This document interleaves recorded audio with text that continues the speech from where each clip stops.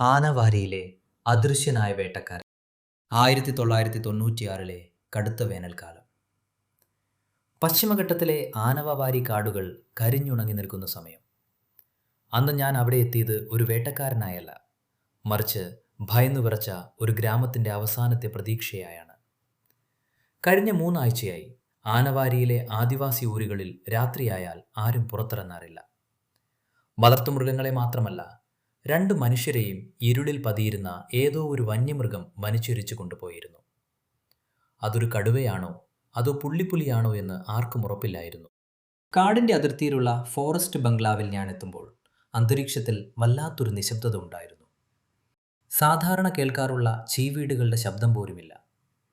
എൻ്റെ തോളിൽ എൻ്റെ വിശ്വസ്തനായ സുഹൃത്തുണ്ടായിരുന്നു, ഒരു പഴയ മാസർ റൈഫിൾ.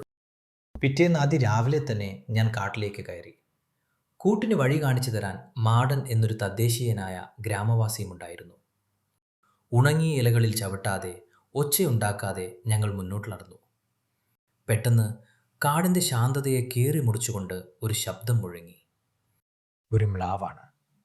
അപകടം മണത്താറുള്ള മ്ലാവിൻ്റെ ആ അപായ സൂചന കാട്ടിലെ ഏറ്റവും വിശ്വസനീയമായ മുന്നറിയിപ്പാണ്. ഞാൻ നിന്നു.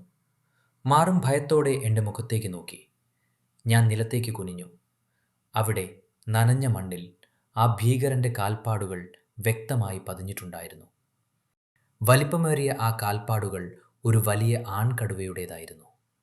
നരഭോജിയായ ഒരു ബംഗാൾ കടുവ.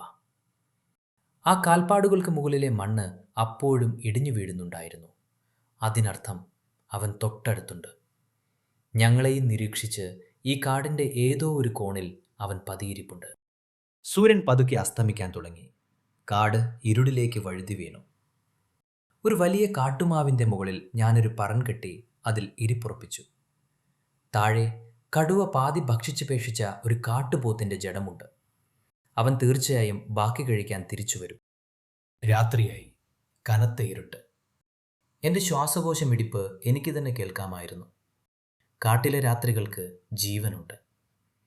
ദൂരെ എവിടെയോ ഒരു മൂങ്ങ മൂളുന്നു. കാട്ടി വീശുമ്പോഴുള്ള മുളങ്കൂട്ടങ്ങളുടെ ഉരയേൽ. മണിക്കൂറുകൾ കടന്നുപോയി. പെട്ടെന്ന് കാട്ട് നിന്നു. പ്രകൃതി ഒന്നാകെ ശ്വാസമടക്കി പിടിച്ചതുപോലെ.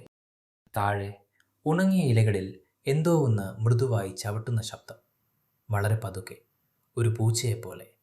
ഞാൻ അനങ്ങിയില്ല. എൻ്റെ തോക്കിൻ്റെ സേഫ്റ്റി ക്യാച്ച് ശബ്ദമുണ്ടാക്കാതെ ഞാൻ മാറ്റി. മേഘങ്ങൾക്കിടയിലൂടെ നേരിയ നിലാവ് താഴേക്ക് വീണു. ആ വെളിച്ചത്തിൽ മരങ്ങൾക്കിടയിലൂടെ ഒരു നിഴൽ ഇഴഞ്ഞു വരുന്നത് ഞാൻ കണ്ടു. 10 അടി നീളമുള്ള മഞ്ഞയും കറുപ്പും വരകളുള്ള കാടിൻ്റെ രാജാവ്.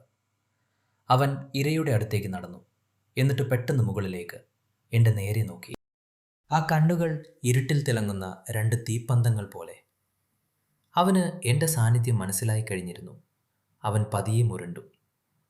ശരീരത്തിലെ രക്തം മരവിപ്പിക്കുന്ന ഒരു അലർച്ചയായി അത് മാറി. അവൻ എൻ്റെ മരത്തിലേക്ക് കുതിക്കാൻ തുടങ്ങുന്ന ആ നിമിഷം ഞാൻ റൈഫിൾ ഉയർത്തി.